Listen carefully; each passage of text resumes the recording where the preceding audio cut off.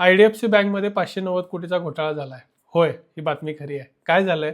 4 एम्प्लॉईनी मिळून 590 कोटी लंपास केलेत. हरियाणा गव्हर्नमेंटचं एक अकाउंट होतं जे बरेच दिवस यूजमध्ये नव्हतं. त्यांनी 18 फेब्रुवारीला एक रिक्वेस्ट टाकली की आमचं अकाउंट क्लोज करून द्या. आता अकाउंट क्लोजरची रिक्वेस्टमेंट आल्यानंतर लोकांनी अकाउंट टॅली करायला सुरुवात केली, तर 590 कोटीचा डिफरन्स निघाला. आणि लक्षात असं आलं की त्या 4 लोकांनी मिळून काही फ्रॉड चेक आणले. त्या चेकच्या माध्यमातून वेगवेगळ्या अकाउंटमध्ये पैसे टाकले, काही ऑफलाईन पैसे सुद्धा काढलेत. असे 590 कोटी त्यांनी काढून टाकलेत. आता बँक काय करते की ज्या अकाउंटवरती ट्रान्झॅक्शन झालेत त्या अकाउंटवरती रिबीट म्हणजे पेमेंट रिटर्न करण्याची प्रोसेस करतायत.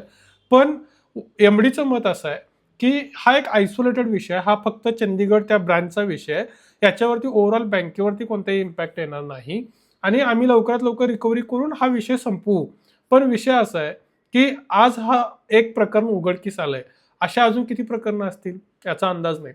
आणि stock market overall irrational behaviour करतं. त्यामुळं आज मार्केट ओपन झाल्यानंतर याच्यावरती निगेटिव्ह इम्पॅक्ट येऊ शकतो. जर तुम्ही स्टॉक बाय करून ठेवला असेल तर तुम्हाला एक संधी आहे की हा एक चांगला पडला तर ॲव्हरेज जॉईन करा, किंवा सकाळी सकाळी तुम्हाला अपॉर्च्युनिटी मिळाली, तुम्ही प्रॉफिटमध्ये असाल तर प्रॉफिट बुक करून निघून जा.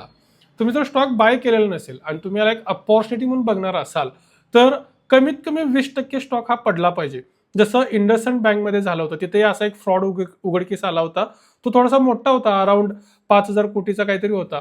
पण हा 590 कोटीचा असला तरी याचे फायनान्शियल जेव्हा मी चेक केले, फायनान्शियल्स काय सांगतात, गेल्या फायनान्शियल इयरमध्ये यांनी 1500 कोटीचा नेट प्रॉफिट बनवलाय. त्याच्या हिशोबाने ऑलमोस्ट 40% ही अमाऊंट आहे 590 कोटी म्हणजे.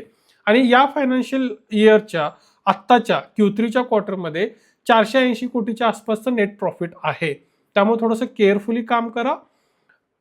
म्हणजे लक्षात आलंय तुम्हाला आता काय करायचंय ते. ठीक आहे, धन्यवाद, पुन्हा भेटू.